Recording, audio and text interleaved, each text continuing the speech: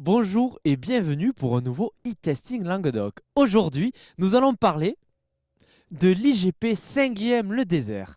Bonjour Romain Guibert. Bonjour. Vous êtes vigneron au Mas de Domas-Gassac et vous allez nous parler de l'IGP 5e Le Désert. Si vous deviez la présenter en quelques mots. Eh bien, à vrai dire, ce qui domine dans cette IGP, c'est la présence de la nature, à travers des cosses et des garrigues, à travers le fleuve Hérault, avec une diversité de vignobles, plus d'une quarantaine, et de caves coopératives, qui ont une signature commune, la fraîcheur des vins notamment. C'est une IGP 5e Le Désert qui est liée à son patrimoine architectural aussi.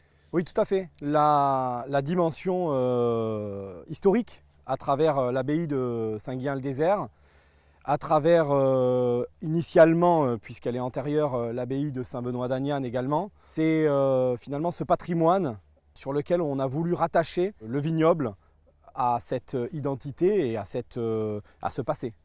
Pourquoi associer un caractère viticole à un caractère patrimoine? Saint-Guillain-le-Désert est le premier site visité par les touristes qui viennent dans notre département.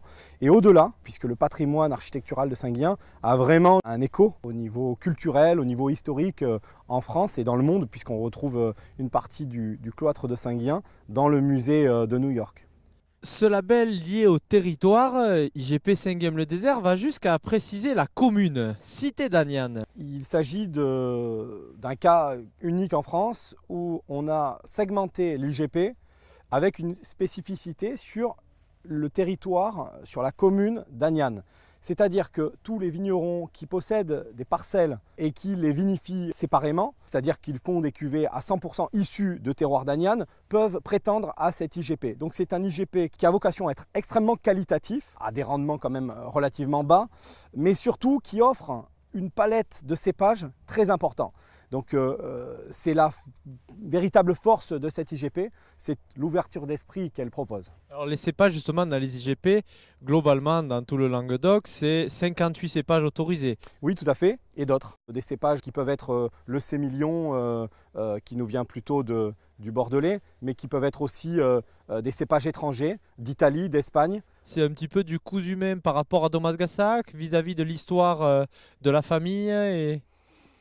Oui, il est vrai que nous n'avons pas toujours été dans cette IGP, et ce choix finalement de quitter l'IGP Pays d'Hérault pour rentrer dans l'IGP Saint-Guillain-le-Désert, Cité d'Agnan, s'est fait dès lors que la notion Cité d'Agnan est apparue possible. Il nous apparaissait très important d'un point de vue symbolique que d'un point de vue fonctionnement d'un IGP de reconnaître l'expression d'un terroir singulier sur ce territoire. Et de notre côté, d'un point de vue nombre de cépages, oui, il est clair qu'au Mas de Magassac, il y en a une trentaine pour le rouge, une vingtaine pour le blanc. Des cépages qui viennent parfois d'un peu plus loin que l'Europe.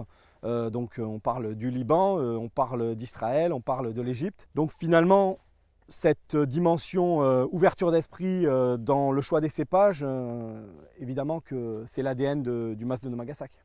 Pour ce qui est de l'IGP Saint-Guillain-Désert, il y a un axe de créativité et d'innovation auquel on laisse une place importante. À savoir que les choses ne sont pas figées et le cahier des charges, en tout cas nous le souhaitons comme tel, évolutif. Tant sur les vins, et demain nous allons proposer d'intégrer des vins effervescents dans cette IGP, que dans les cépages, puisque de nouveaux cépages vont être proposés au cahier des charges. Voilà, il n'y a pas de raison, d'un point de vue diversité, c'est quelque chose qui, je pense, oui, est assez novateur. L'IGP 5e Le Désert est caractérisé par la typicité, la particularité de ses sols, et en même temps il y a aussi des particularités climatiques. L'analyse des sols a montré la graisse glaciaire, et donc c'est un sol tout particulier. On a de manière générale un terroir très calcaire, en témoignent tous les cailloux que l'on a autour. Et pour ce qui est du climat, des journées chaudes, mais des nuits très fraîches. Alors en été, ça se caractérise par quoi? Cette amplitude thermique va amener de l'acidité dans le raisin. Et cette acidité, c'est ce qui crée le potentiel de garde, hein, mais également ça concentre les arômes. Donc au final, hein, qu'est-ce que cela donne? Ça donne des vins digestes. La colonne vertébrale de fraîcheur, c'est ce qui fait qu'un vin tient, et c'est ce qui fait qu'après un verre, on n'a pas l'impression d'être écœuré, quoi. Ce qui est assez marquant dans l'expression des vins que l'on va trouver dans cette aire de territoire, c'est finalement une grande diversité. Une signature du terroir, du vigneron, sur la même commune. Vous goûtez 6 domaines sur la même IGP, vous aurez 6 expressions différentes. Et ça en fait finalement une destination pour les passionnés de vin, ceux qui aiment être surpris et ceux qui aiment aller découvrir. Notamment l'été avec le festival des vins d'Agnan.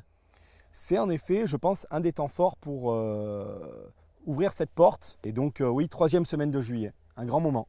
Vous avez aussi dans cette IGP 5e le désert le Val de Montferrand, on a donc la cité d'Agnan aussi, qui sont des lieux exceptionnels où la vigne s'exprime au travers de chaque vigneron. En tout cas, merci de nous avoir reçus, ce fut un plaisir. Merci.